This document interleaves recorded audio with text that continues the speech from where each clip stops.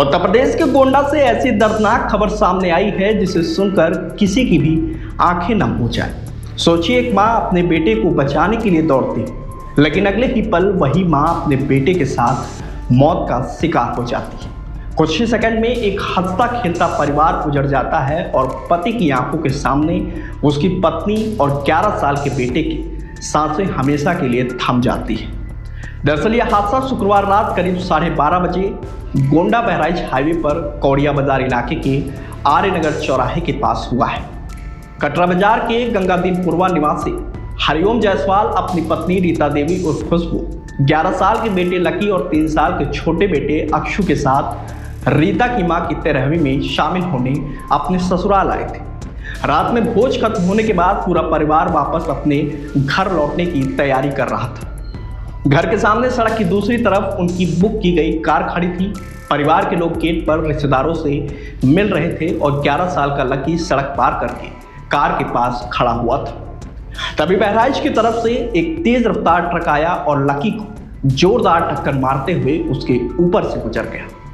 बेटे को कुचलता देख मां रीता चीखते हुए उसे बचाने के लिए सड़क पर दौड़ी, लेकिन उसी समय पीछे से आ रहे एक तेज रफ्तार डंपर ने रीता को भी टक्कर मार दी।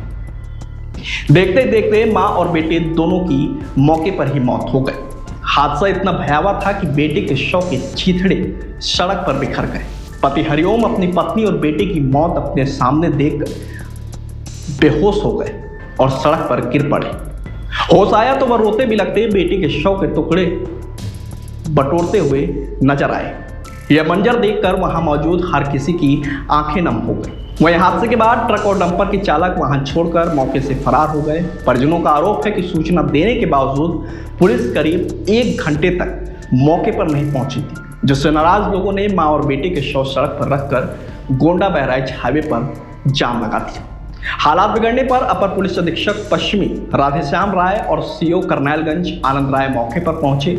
अधिकारियों ने लोगों को समझाकर किसी तरह शांत कराया और दोनों शव को पोस्टमार्टम के लिए भेजा। पुलिस ने ट्रक और डंपर को अपने कब्जे में ले लिया है और फरार चालकों की तलाश शुरू कर दी है। पुलिस का कहना है कि जल्द ही दोनों आरोपियों की पहचान करके उनके खिलाफ सख्त कार्रवाई की जाएगी। बताते चले कि ये सड़क हादसे ने कुछ ही पलों में पूरे परिवार की खुशियां छीन ली। अब 3 साल का मासूम अक्षु अपनी मां और बड़े भाई के बिना बड़ा होगा, जबकि पति हरिओम की जिंदगी का सबसे बड़ा सहारा हमेशा के लिए छिन गया।